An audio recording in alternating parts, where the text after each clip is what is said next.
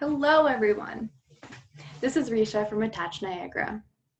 Today's wellness topic will be adapted from a mindfulness teacher and author, Ollie Doyle, and his book, Mindfulness for Life, a 6-week guide to inner peace.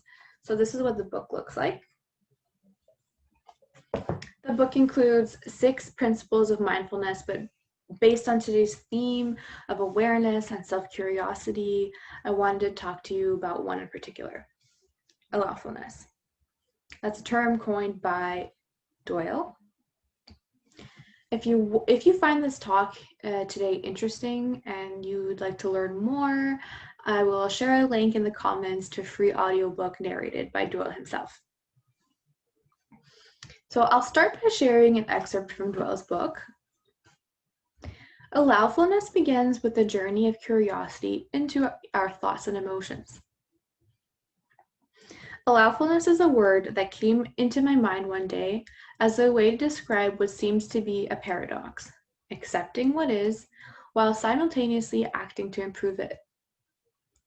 Often this means allowing this moment to be exactly as it is, and then doing what you can to make a positive change. It frees us from many of the habits of humans that are energy sapping, destructive, and largely pointless. Habits that aim to control the way life unfolds. That's page 29. So most of us have probably been here before. Sometimes we desperately try to hold on to and change what is simply out of our control. This tends to happen when we're fearful of the future, we're experiencing loss or grief, or maybe we're even having the best day and are experiencing so much joy and happiness and don't want to let go of that feeling. So today we're going to practice letting go of this attachment to things, thoughts, and emotions by practicing allowing these thoughts and emotions to just be there as they arise and accept them for exactly what they are, thoughts and emotions.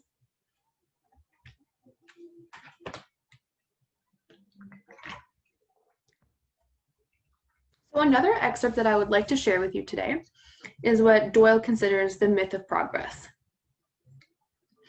A lot of people who practice mindfulness get caught up in the notion that this practice is linear, but it's not. There's no place that we're trying to get to, no particular destination. We're just practicing being present in this moment. Of course, thought still arises, but we learn to stop fussing with thoughts, stressing about them, and playing with them. We learn to sit and watch instead, and that's on page 30. So if you're someone who has been self-critical or unhappy with yourself, know that you are not alone. This is totally normal. And it's because our brain is so powerful, it can trick you into believing something that isn't even true. And there's no real evidence behind it. This is where self-curiosity and awareness can be beneficial. When something comes to mind, say something self-critical or negative about yourself, instead of ruminating or bringing yourself down, you can practice taking a moment for yourself, taking a step back, and trying to see that thought or feeling as a separate entity from you, because it is. You are not your thoughts or your emotions. Instead of ruminating, you can acknowledge and allow the thought to be there, but then also become curious about it. You can ask yourself, what just came up for me? I wonder why I'm experiencing these big emotions right now.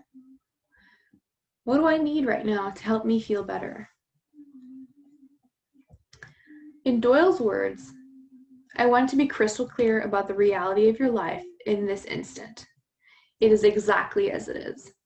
This isn't the most profound revelation, perhaps, but consider this: whether you beat yourself up or not, you are exactly as you are in this instance.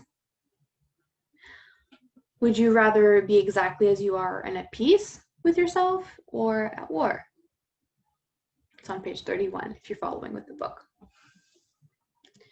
So to tie in everything we've been talking about so far and to tie in today's midday break activity, I invite you to participate in this next activity that Doyle titled Allowing Yourself.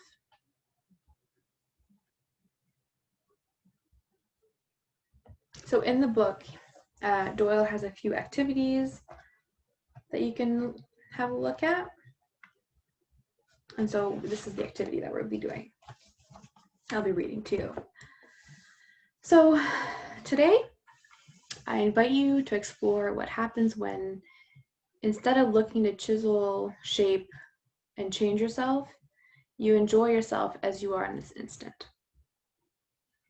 Close your eyes for a moment if that feels comfortable for you, or you're welcome to have a dull gaze towards the table.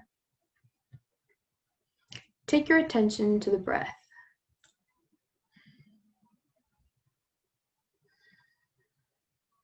Feel the air coming and going. The body moves and changes with each in and out breath.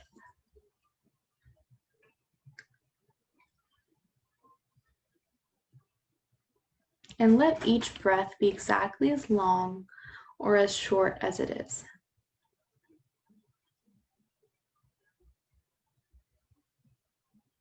Allow breath to come in and go, and allow yourself to rest in it.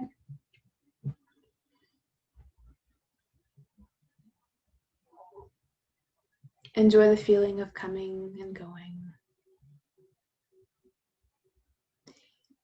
You can sit with this for a few moments, and whenever the mind comes in with something you need to do, achieve, or think about, come back to enjoying yourself exactly as you are.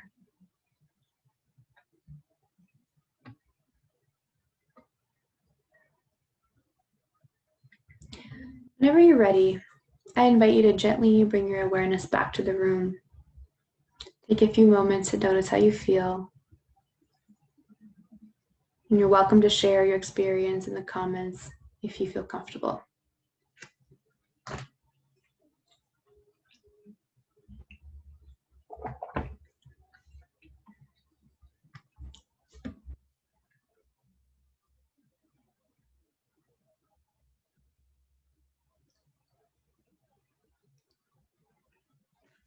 Moving forward, Doyle discusses how curiosity can foster peaceful relationships.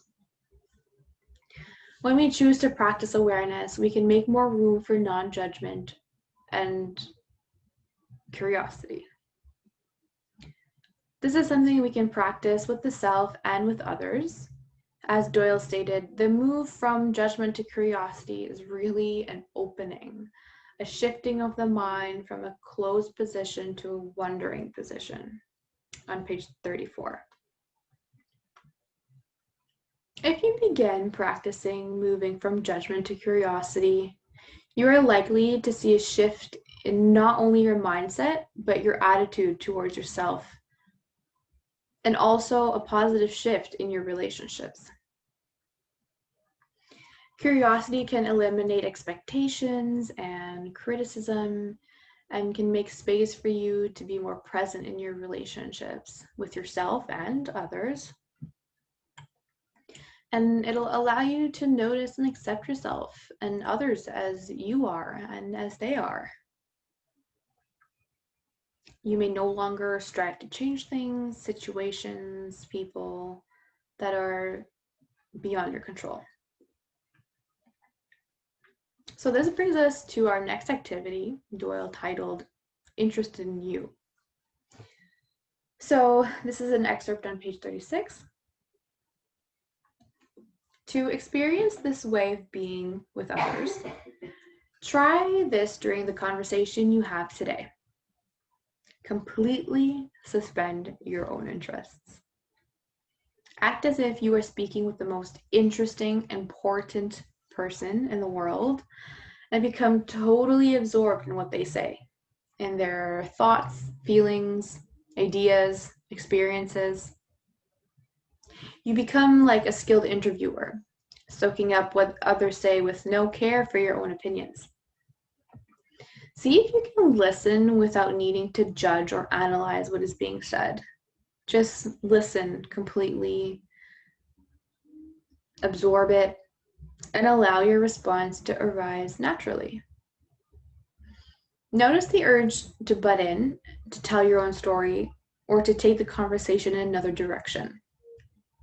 And when that urge arises, come back to listening and see what happens next. When you learn to treat people with this level of curiosity, something amazing happens. You become a friend of whoever you are with right now. And as a side benefit, relationships with everyone you meet become loving and enjoyable. Of course, there will still be people in your life who you are drawn to and others whom you feel like you don't resonate with. But in the moment of interaction, you can treat each other and each person the same way.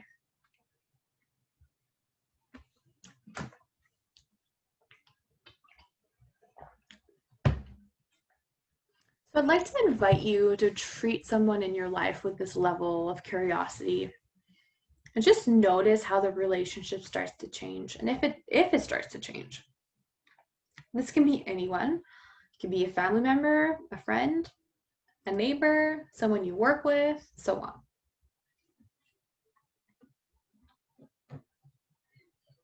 So far, we've talked about allowfulness and curiosity. The last topic I wanted to share with you all today involves applying what we've learned so far towards working with emotions. So Doyle states that most of us tend to spend a lot of our precious energy on trying to change how we are feeling or to avoid our feelings completely. A lot of us have actually been taught to do that. But the problem with doing this is that as much as we would like them to go away, your emotions just don't do that. And if we ignore them or suppress them, they tend to grow bigger and less manageable than they perhaps were to begin with. So I'd like to share an example of this, and you're welcome to do so if you feel comfortable. And we'd love to hear from you, but if that's not something you're comfortable with, that's 100% okay. So I was experiencing sadness because I lost a friend. But every time I got sad, I noticed I would also get very angry at myself because the reason I chose to no longer speak to this person was because they did something that was absolutely not okay and unforgivable. So now I was experiencing sadness and anger about the situation. When I tried to shove those feelings aside instead of allowing them to be there and nurturing them, I started to feel shame that I wasn't able to. So now I was experiencing 3 intense emotions. The emotions kept growing until I finally gave them the attention and care my emotions deserved. I want to clarify that cultivating this curiosity is not an easy practice. However, the more you practice curiosity and allow yourself to notice and pay attention to whatever arises during your day, the more organic this practice will become for you. So I'd like to share one last excerpt from Doyle's Mindfulness for Life that I believe really ties everything we've talked about together.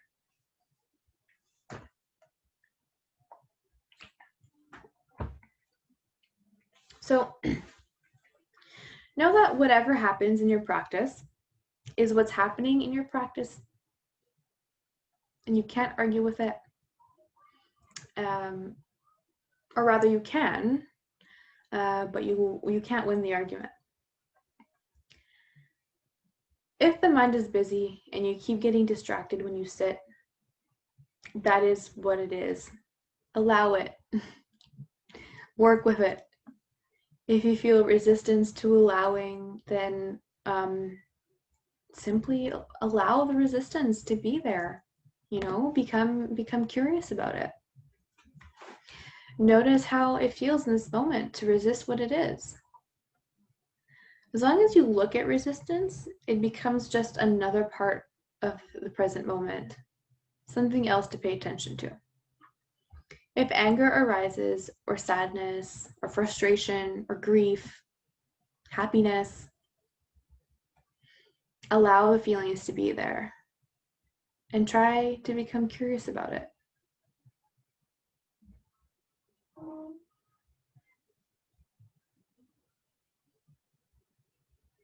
So thank you for tuning in and watching this video.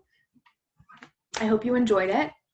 And if you did, I hope you find ways to weave this practice into your daily routine. If you feel comfortable, please feel free to share or leave any questions or comments in the comment section. And I wish you a gentle rest of your day. Thank you for joining me.